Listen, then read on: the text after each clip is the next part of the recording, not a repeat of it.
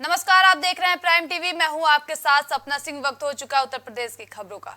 18वीं लोकसभा चुनाव के नतीजे आ गए हैं। भाजपा को 240 सीटें मिली, जो बहुमत के आंकड़े से 32 सीट कम है। हालांकि एनडीए ने 291 सीटों के साथ बहुमत के आंकड़े को पार कर लिया है। इसके साथ ही एनडीए ने तीसरी बार सरकार बनाने की तैयारी शुरू कर दी है, जिसको लेकर एनडीए आज सरकार बनाने का दावा पेश कर सकती है। इससे पहले अलायंस के अटकलों की बैठक बुलाई गई है, जिसमें पीएम मोदी ने बिहार के सीएम नीतीश कुमार और टीडीपी नेता चंद्रबाबू नायडू को फोन कर इस बैठक में शामिल होने को कहा है। दरअसल चंद्रबाबू की टीडीपी 15 सीटों के साथ दूसरी और नीतीश की जेडीयू 12 सीटों के साथ एनडीए में तीसरी बार सबसे बड़ी पार्टी बन गई है और दोनों ही पार्टियां इस वक्त भाजपा के लिए जरूरी हैं। इनके बिना भाजपा का सरकार बनाना मुश्किल है।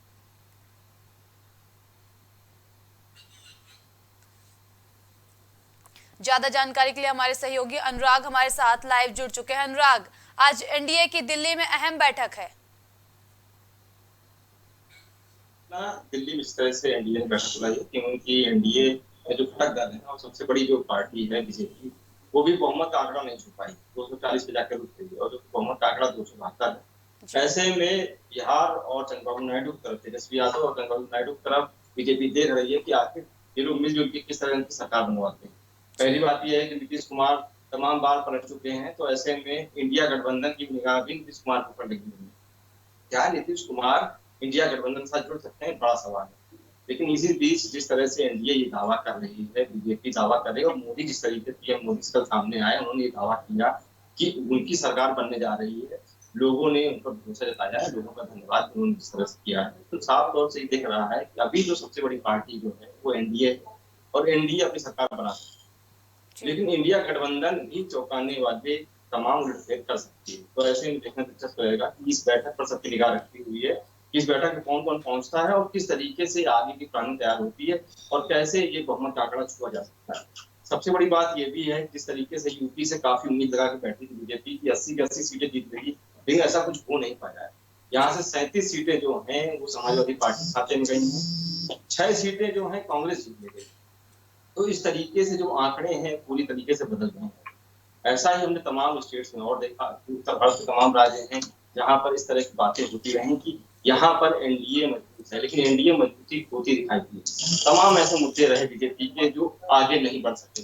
बीजेपी के पास इस बार कोई राष्ट्रीय मुद्दा नहीं रहा। पिछली बार हमने देखा 2014 और 19 में जिस तरीके से एयर स्ट्राइक की बात करती रही गवर्नमेंट और जिस तरह से दिखाती रही कि हमारे पड़ोसी देश अगर हम पर हमला करने की सोचते हैं या सिर्फ सोचते भर हैं तो हम उनका मुकाबला कर सकते हैं।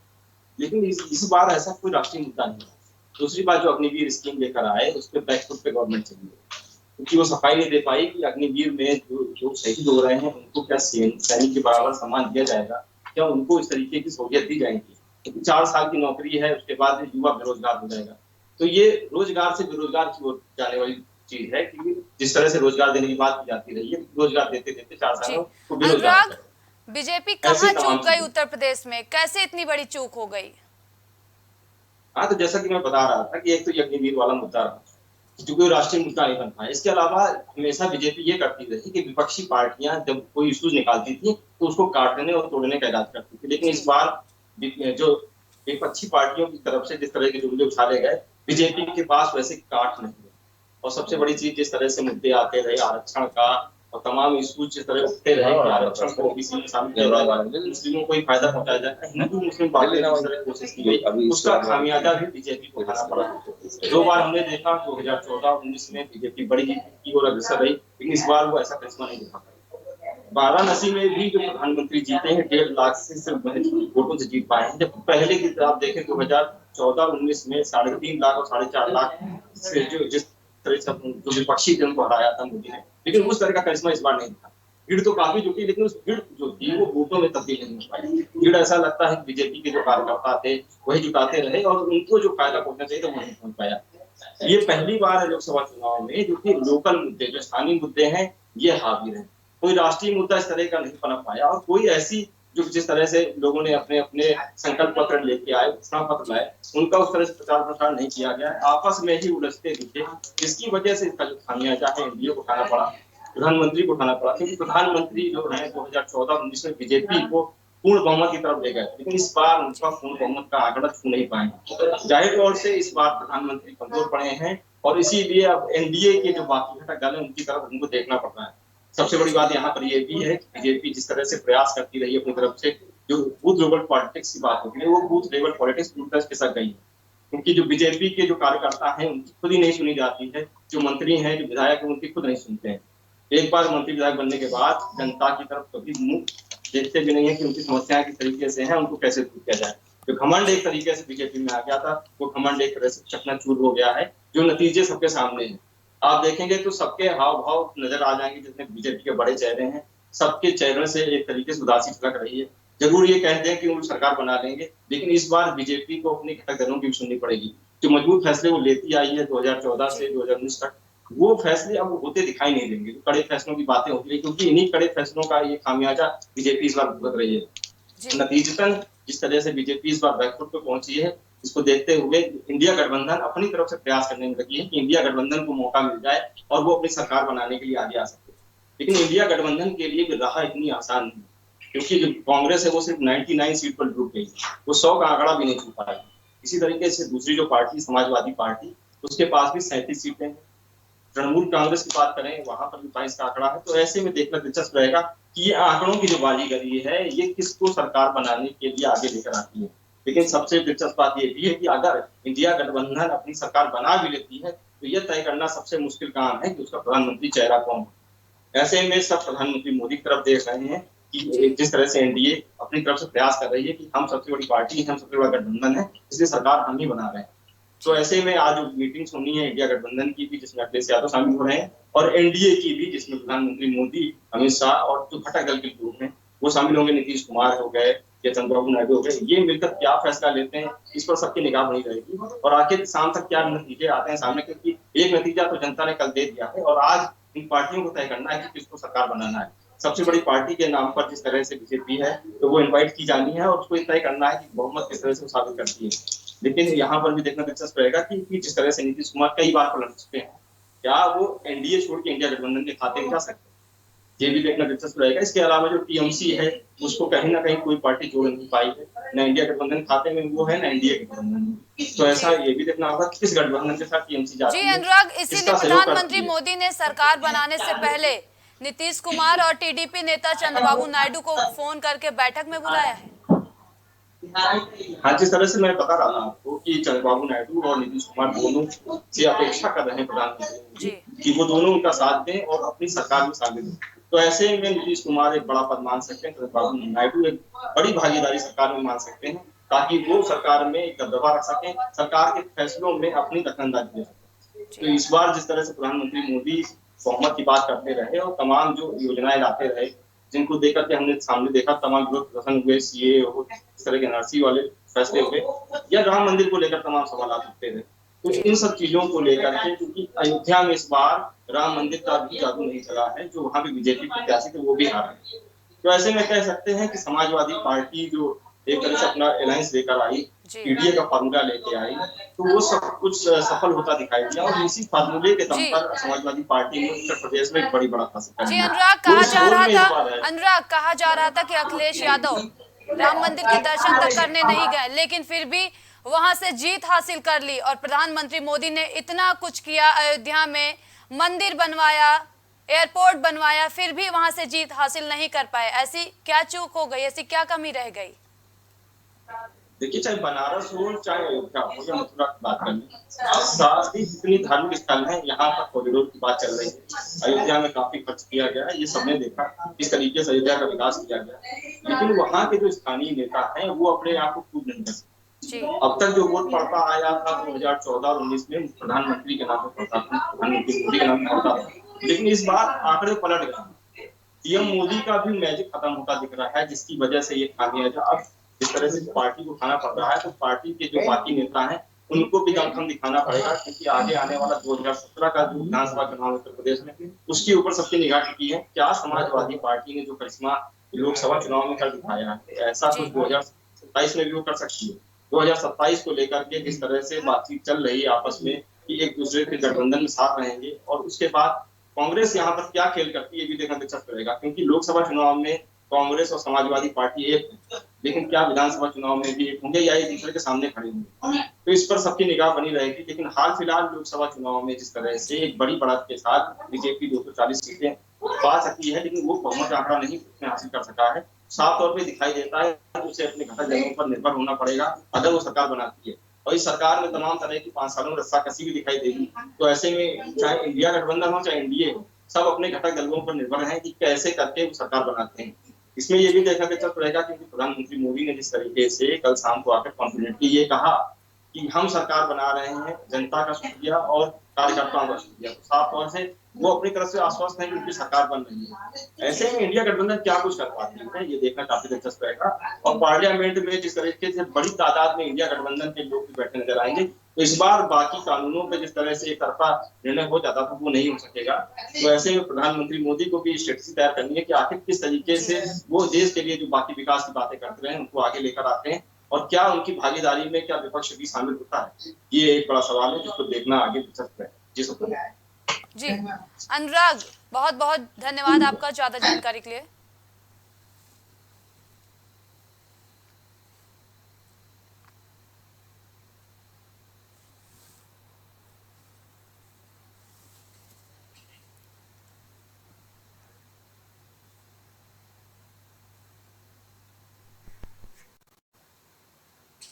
लोकसभा चुनाव के नतीजे घोषित होने के बाद गठबंधन आगे की रणनीति तय करने के लिए आज शाम 6 बजे मीटिंग करने वाला है दिल्ली में।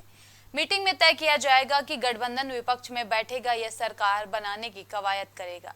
बता दें कि इंडिया दलों की यह मीटिंग कांग्रेस अध्यक्ष मल्लिकार्जुन खड़गे के घर पर होगी। इस मीटिंग के अलावा एक मीटिंग कांग्रेस पार्टी की भी होगी। इसमें यह तय होगा कि गठबंधन के नेताओं के साथ होने वाली मीटिंग में क्या रुख अपनाना है। दरअसल कांग्रेस अध्यक्ष खड़गे ने नतीजों के बाद कहा था कि हम आगे की रणनीति मीटिंग के बाद ही बताएंगे। वहीं राहुल गांधी ने भी कहा था कि विपक्ष में बैठने या सरकार बनाने का फैसला मीटिंग में ही होगा।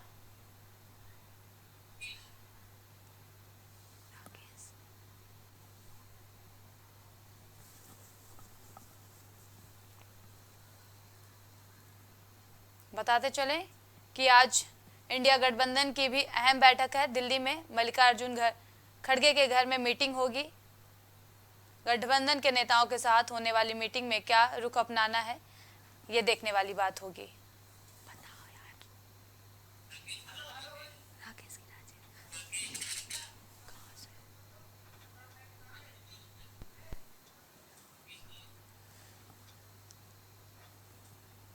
एक बार फिर से यूपी में 2 लड़कों की जोड़ी ने उलटफेर कर दिया है। एक बार फिर से उत्तर प्रदेश की सीटों में सबसे ज्यादा सीटें इंडिया गठबंधन की रही हैं। इसी बात का वो है कि राहुल गांधी और अखिलेश यादव ने मिलकर एक बार फिर से यूपी की जनता का, यूपी के युवाओं का प्यार जीत लिया है और यूपी में सबसे ज्यादा सीटें इंडिया गठबंधन की इस बार की रही हैं। यूपी में 2 लड़कों की जोड़ी ने कमाल कर दिया है। इस बीच आपको बताते चलें कि आज लोकसभा चुनाव के नतीजे घोषित होने के बाद गठबंधन आगे की रणनीति तय करने के लिए आज शाम मीटिंग करने वाला है। मीटिंग में तय किया जाएगा कि गठबंधन विपक्ष में बैठेगा या सरकार बनाने की कवायद करेगा। ज्यादा जानकारी के लिए हमारे सहयोगी राजेश लाइव जुड़ चुके हैं। राजेश, आज इंडिया गठबंधन की मीटिंग है दिल्ली में। बिल्कुल सपना, अगर बात की जाए इंडिया गठबंधन की तो इंडिया गठबंधन की आज मीटिंग होनी है और सभी इंडिया गठबंधन के सभी घटक दल आज दिल्ली पहुंच रहे हैं। और सबसे बड़ी चीज आपको बता दें कि इंडिया गठबंधन के सबसे घटक दल में सबसे बड़ा दल जो है समाजवादी पार्टी, अखिलेश यादव आज दिल्ली पहुंचने वाले हैं। आज शाम को दिल्ली पहुंच जाएंगे। अभी वो लखनऊ से कन्नौज के लिए निकले हुए हैं, वहां से अपना जीत का प्रमाण पत्र लेंगे डीएम के द्वारा। इसके बाद फिर कन्नौज से डायरेक्ट हो फिर दिल्ली के लिए रवाना हो जाएंगे। तो सबसे बड़ी बात है कि जो आज इंडिया गठबंधन की बैठक होगी, कहीं न कहीं अगर देखा जाए तो सरकार बनाने पर भी आज विचार विमर्श कर सकते हैं, क्योंकि अपने सभी घटक दलों के साथ आज जो बैठक होगी उसमें विचार विमर्श करेंगे और विचार विमर्श करने के बाद कोई जो राहुल गांधी है वहां पर फैसला ले सकते हैं। जी राजेश, मीटिंग में कौन कौन शामिल हो सकता है? सपना, अगर बात करें इंडिया गठबंधन की बैठक में, वहां की मीटिंग में, तो जाहिर सी बात है कि इंडिया गठबंधन के साथ में जितने भी घटक दल लगे हुए थे वो सारे घटक दल आज वहां मीटिंग में शामिल होंगे और उत्तर प्रदेश से अखिलेश यादव भी शामिल होंगे। और अगर जी बात की जाए तो जितने भी सारे घटक दल थे सारे आज शामिल होंगे। शामिल होने के बाद आज वहां पे निर्णय लेंगे कि आगे की रणनीति क्या है, आगे की प्रक्रिया क्या है, आगे का कदम क्या है। तो उन सारी चीजों पे आज वहां बैठक में आज फैसला लिया जाएगा। फैसला लेने के बाद कोई निर्णय वहां बैठक में लिया जाएगा। जी राजेश, एक बार फिर से उत्तर प्रदेश में दोनों लड़कों ने कमाल कर दिया। एक बार फिर से उत्तर प्रदेश की सबसे ज्यादा सीटें इंडिया गठबंधन के खाते में आ गई हैं, क्या कहेंगे आप? बिल्कुल सपना, बिल्कुल आप सही करें। बिल्कुल जिस तरीके से उत्तर प्रदेश में इंडिया गठबंधन ने कमाल किया है, कहीं कहीं अगर देखा जाए तो इंडिया गठबंधन की बहुत बड़ी पहल है, बहुत बड़ी जीत है। क्योंकि अगर समाजवादी पार्टी की बात जी की जाए तो समाजवादी पार्टी के इतिहास में पहली बार ऐसा हुआ कि जो 37 सीटें समाजवादी पार्टी उत्तर प्रदेश में जीत हासिल की है। ये समाजवादी पार्टी के लिए ऐतिहासिक जीत है। उसके अलावा आपको बताते हैं कि 37 सीटों के साथ साथ में कांग्रेस जो है, कांग्रेस भी 6 सीटें जीती है। क्योंकि इसके पहले चाहे 2014 की बात करें, चाहे 2019 की बात करें, लगातार कांग्रेस का ग्राफ गिरता हुआ जा रहा था। लेकिन जी जिस तरीके से इंडिया गठबंधन का 2024 में ग्राफ बढ़ा है, अगर कहीं कहीं अगर देखा जाए तो इंडिया गठबंधन के लिए बहुत बड़ी कामयाबी है, बहुत बड़ी जीत है। और आने वाले भविष्य के लिए भी इंडिया गठबंधन के लिए बहुत शुभ संकेत दिखाई दे रहे हैं। जी राजेश, इस बार राहुल गांधी ने रायबरेली अमेठी दोनों सीटें जीत ली हैं, तो स्मृति ईरानी अमेठी से हार गई हैं। इसमें सबसे बड़ा अहम रोल किसका है? प्रियंका गांधी, जिन्होंने लगातार लोगों को संबोधित किया, जनता संबोधित किया और रैलियां निकाली, तो क्या सबसे अहम रोल प्रियंका गांधी का माना जाए? सपना, अगर बात करें अमेठी या रायबरेली की, तो अमेठी रायबरेली में सिर्फ प्रियंका और राहुल गांधी का ही सबसे बड़ा योगदान नहीं है। जाहिर सी जी बात है कि वहां पे अखिलेश यादव का भी उतना ही योगदान है। क्योंकि अखिलेश समाजवादी पार्टी के जो कोर वोटर थे वो सारे कोर वोटर वहां पर अमेठी और रायबरेली में कन्वर्ट हुए हैं, वो जी राहुल गांधी और किशोरी लाल के साथ में। तो जाहिर सी बात है कि वहां पे जितना योगदान राहुल गांधी और प्रियंका गांधी का है, उतना ही योगदान अखिलेश यादव का भी है।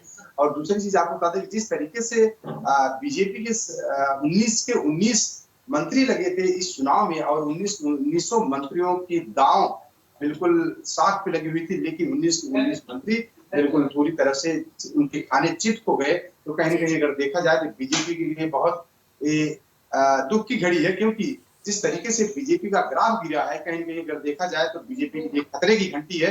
और दूसरी तरफ अगर वही बात की जाए इंडिया गठबंधन की, तो इंडिया गठबंधन के लिए एक बहुत शुभ संकेत है। क्योंकि जिस तरीके से इंडिया गठबंधन ने अपने वोटों में इजाफा किया है, कहीं न कहीं देखा जाए, और समाजवादी पार्टी ने जिस तरीके से अपनी बहुमत बढ़ाई है यहाँ पर उत्तर प्रदेश में खास करके, तो जाहिर सी बात है कि उन सारी चीजों को अगर देखा जाए तो ये इंडिया गठबंधन के लिए शुभ संकेत दिखाई दे रहा है। राजेश, अखिलेश यादव यूपी में जीतने में सफल कैसे हुआ? ऐसा कौन सा जादू चला दिया अखिलेश यादव ने इस बार?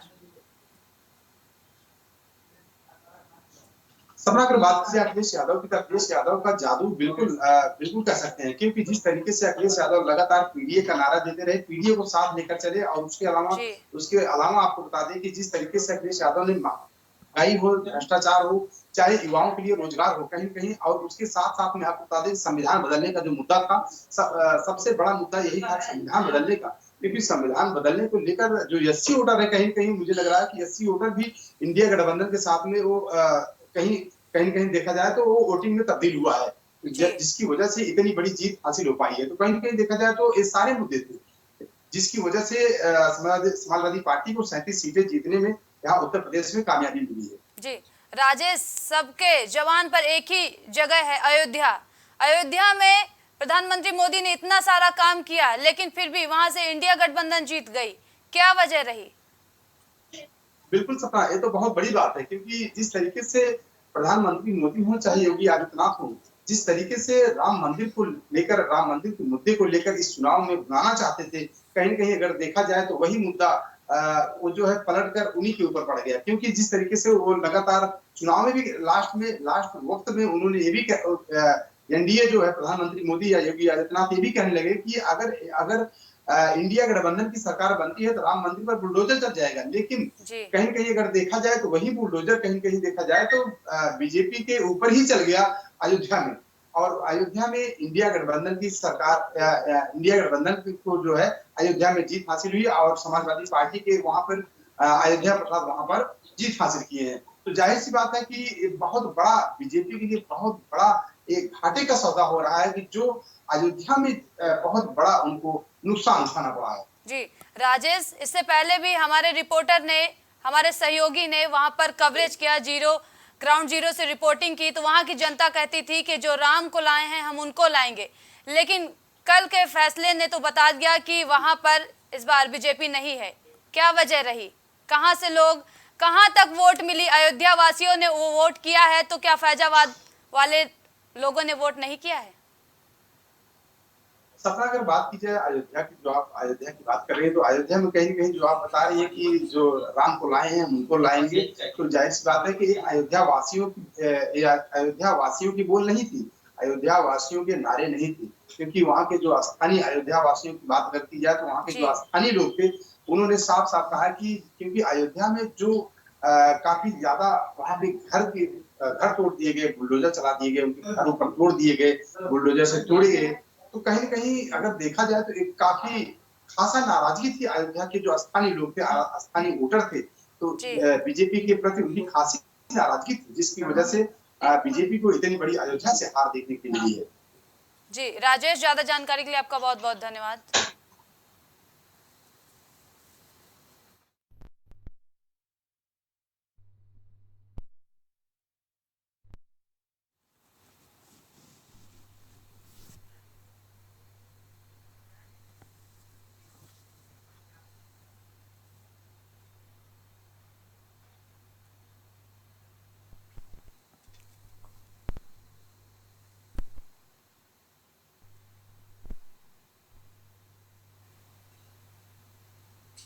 यूपी की 80 लोकसभा सीटों पर मतगणना पूरी हो गई है, जिसमें वाराणसी से प्रधानमंत्री मोदी 1.52 लाख वोट से, रायबरेली से राहुल गांधी 3 लाख से ज्यादा वोटों से और मैनपुरी से डिंपल यादव 2 लाख से ज्यादा वोटों से जीत चुकी हैं। नगीना से चंद्रशेखर 1.51 लाख वोट से जीते हैं, तो वहीं मेरठ से अरुण गोविल ने भी जीत दर्ज की है। लखीमपुर खीरी से सपा उम्मीदवार उत्कर्ष वर्मा, उन्नाव से बीजेपी प्रत्याशी साक्षी महाराज, बुलंदशहर से भाजपा प्रत्याशी डॉक्टर भोला सिंह, पीलीभीत से जितिन प्रसाद, लखनऊ से बीजेपी प्रत्याशी राजनाथ सिंह, चंदौली से सपा प्रत्याशी बीरेंद्र सिंह, मोहनलालगंज से सपा प्रत्याशी आर.के. चौधरी, बहराइच से बीजेपी उम्मीदवार आनंद कुमार ने जीत दर्ज की है। वहीं अमेठी से स्मृति ईरानी हार गई हैं, साथ ही लखीमपुर खीरी से अजय टेनी भी हार गए हैं। वहीं अयोध्या भी बीजेपी फिसल गई है।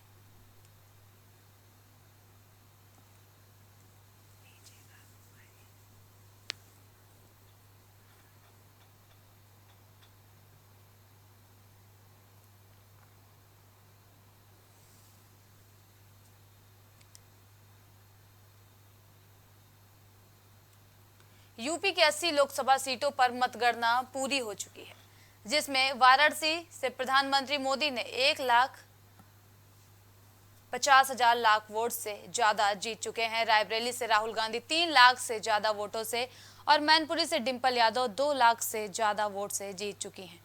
नगीना से चंद्रशेखर 1.5 लाख से ज्यादा वोट से जीत चुके हैं, तो वहीं मेरठ से अरुण गोविल ने भी जीत हासिल की है। रुकते हैं छोटे से ब्रेक के लिए, तब तक आप बने रहिए प्राइम टीवी के साथ। बच्चों के उज्जवल भविष्य के लिए चुने आदर्श जनता विद्यालय, गोला कस्ता रोड, उमरपुर, लखीमपुर खीरी। एडमिशन के लिए आज ही संपर्क करें। शिक्षा जीवन सार्थक करता यही मंत्र है मूल्य। शिक्षा की ही ज्योति जलाता बाल मंदिर हाई स्कूल। बच्चों के सुनहरे भविष्य के लिए आज ही चुने Bal Mandir high school, Jabalpur road, Deori, जिला Raisen. Admission open. Cosmo laser dental clinic and dental implant centre, जो देता है आपको वर्ल्ड क्लास की बेहतरीन डेंटल सुविधाएं। पता प्रथम तल, वृंदावन टावर, ऑपोजिट होटल जेके palace, civil lines, Prayagraj, Uttar Pradesh. संपर्क करें 6393882172। ग्वालियर शहर का जाना माना पैलेस, शानदार फैसिलिटीज और एयर कंडीशन रूम्स की अवेलेबिलिटी।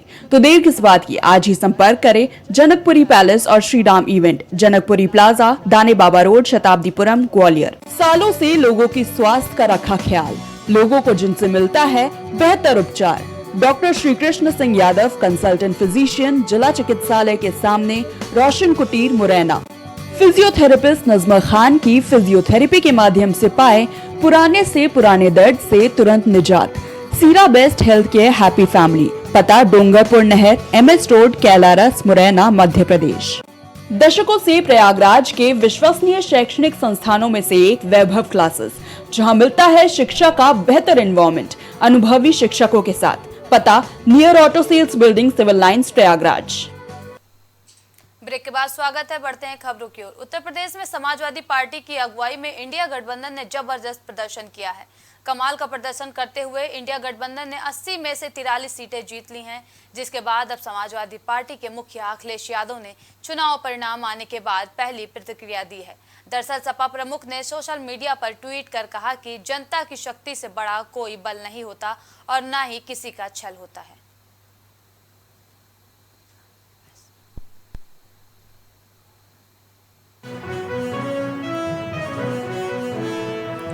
एक ही फ्लाइट से नीतीश तेजस्वी दिल्ली के लिए रवाना।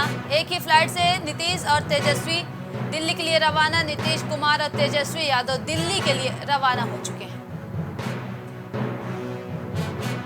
बिहार सीएम नीतीश कुमार एनडीए की बैठक में शामिल होंगे।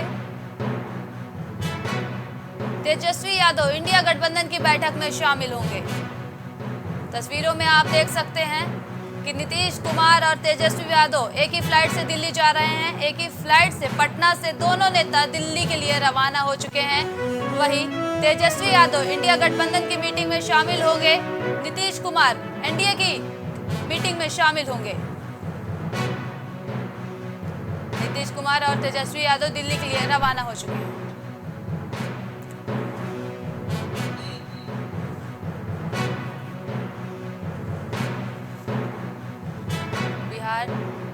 तेजस्वी यादव इंडिया गठबंधन की बैठक में शामिल होंगे। नीतीश कुमार एनडीए की मीटिंग में शामिल होंगे। एक ही फ्लाइट से पटना से दोनों नेता दिल्ली के लिए रवाना हो चुके हैं।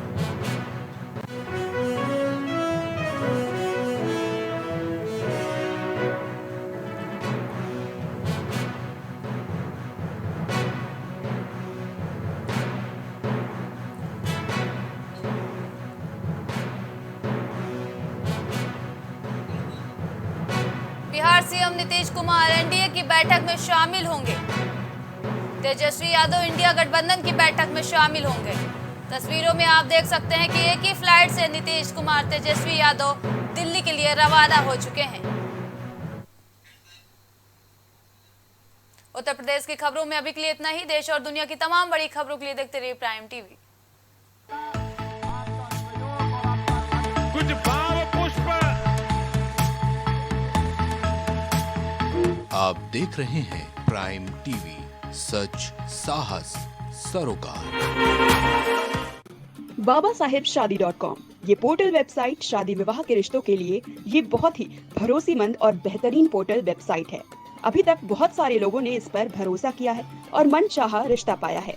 ये पूर्णतः सुरक्षित है। आप आज ही अपना निशुल्क पंजीकरण कराएं और मनचाहा रिश्ता पाएं। गोयल सुपर स्पेशलिटी हॉस्पिटल आपके लिए लेकर आया है world class heart care facilities, जहां होता है हार्ट समेत सभी बीमारियों का बेहतर इलाज। संपर्क करें अयोध्या रोड, चिन्हट, लखनऊ। मां सरस्वती शिक्षण संस्थान मदुरी, राजकीय मान्यता प्राप्त विद्यालय, जहां होता है भविष्य निर्माण। एडमिशन के लिए आज ही संपर्क करें और अपने बच्चों को दिलाएं बेहतर शिक्षा। जिला Kheri, Uttar Pradesh. MGM hospital and research centre, advance neuro and spine surgery centre. आपका स्वास्थ्य ही हमारी प्राथमिकता। पता Jhalwa, Prayagraj. M planet digital world लेकर आया है इलेक्ट्रिक स्कूटर की दुनिया में नई क्रांति। बेहतर कंफर्ट, आधुनिक सुविधाओं से लैस रोड का नया बादशाह। इलेक्ट्रिक स्कूटी अपनाए, प्रदूषण को कहे बाय बाय। पता प्रोफेसर कॉलोनी, कमला नगर, आगरा। मस्तिष्क मनोरोग, नस एवं नशा मुक्ति के विशेषज्ञ डॉक्टर राकेश पासवान। पता Sitaram hospital, Darbhanga colony, Lowther road, Prayagraj. करी भोजपुरी के पहला story telling mobile app Yayavari via Bhojpuri play store से और डूब जाएं दुनिया भर के कहानियन के अद्भुत सागर में आपन भाषा भोजपुरी में। यायावरी वाया भोजपुरी, कथा कहानी आपन